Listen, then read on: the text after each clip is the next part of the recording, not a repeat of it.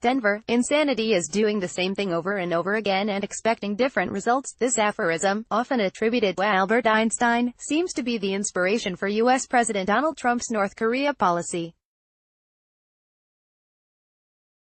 Trump's approach has been to reject everything that came before him, while involving himself in negotiations to an unprecedented degree.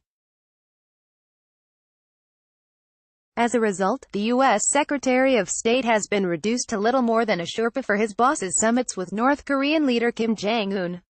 The question, though, is whether Trump's unique approach is actually yielding any results. As of now, there has been nothing to suggest that North Korea is changing its ways.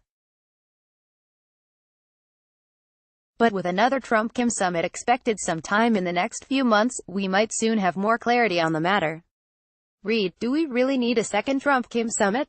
A commentary on nuclear negotiations. Trump claims to have mastered the art of nuclear negotiation, if not the details, then at least its fundamental essence. In March, he interrupted a meeting between his then National Security Advisor H.R. McMaster and a South Korean delegation to reveal, out of the blue, that he would gladly meet with Kim. He has since followed his own star, always asserting that great progress is being made. After his first summit with Kim in June, he declared that there is no longer a nuclear threat from North Korea. In fact, there has been no progress towards denuclearization. In mid-December 2017, Kim announced that his country had completed its missile test program, having proven that the latest Hwasong intercontinental missiles are ready for deployment. Read, second time's a charm? The U.S. must give up something or next Trump-Kim summit will be the last. A commentary file photo released on February 9, 2018 by North Korea's official Korean Central News Agency, KCNA, shows HWASONG-15 ballistic missiles. Photo, KCNA via KNS-AFP. He also claimed to have developed a nuclear warhead capable of surviving the terminal phase of a missile launch, though experts note that there is still no evidence for this. By making these announcements, Kim may have been suggesting that he was ready to pursue his goal of ending the Trump administration's maximum pressure sanctions regime through non-military means, but he also might have intended his statements to be taken at face value, simply to let the world know that North Korea had developed both nuclear weapons and the means to deliver them.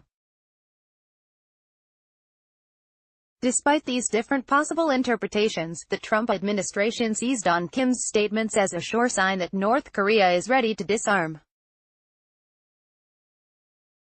And this leap of logic seemed to gain more credence at the summit in June, where Kim reaffirmed his firm and unwavering commitment to complete denuclearization of the Korean peninsula. But, of course, all the U.S. really got from the summit was a vaguely worded joint statement. The North Koreans, by contrast, made real progress toward their own goal of weakening the U.S. presence in Northeast Asia. Most notably, Trump suddenly seemed to endorse the withdrawal of U.S. troops from the Korean peninsula, and he has since canceled U.S. military exercises with South Korea. Meanwhile, the North Koreans have engaged in random acts of denuclearization by closing nuclear test sites that the U.S. hasn't actually asked them to close. While these acts of decommissioning make for good imagery, they are not a part of any organized effort to identify and dismantle core elements of the country's nuclear program. Read, what will it cost to denuclearize North Korea? North Korea has repeatedly expressed a commitment to the denuclearization of the Korean peninsula, but the term is open to interpretation on both sides. Photo, AFP, STR. At the same time, the North Koreans continue to insist that their nuclear arsenal is a defensive response to hostile U.S. policies. The implication is that if the U.S. removes its troops from the Korean peninsula, some degree of denuclearization could follow. South Korea as broker. Complicating matters further, South Korean President Moon Jae-in's administration has embraced the view that strong incentives and deeper integration are more effective than sanctions for bringing about denuclearization. Thus, in its ongoing parallel talks with the North, it has essentially decoupled inter-Korean diplomacy from the nuclear issue. Still, South Korea has also continued to act as a broker between the U.S. and the Kim regime. Whenever the US-North Korean talks have hit a snag, Moon has stepped in to revive them, often by throwing bouquets to both Kim and Trump as encouragement to continue. But while the US and South Korea have remained in close contact, North Korea has most likely been trying to create tensions between the two allies by telling them each slightly different things. For its part, the Trump administration has done a good job of maintaining the US alliance with South Korea.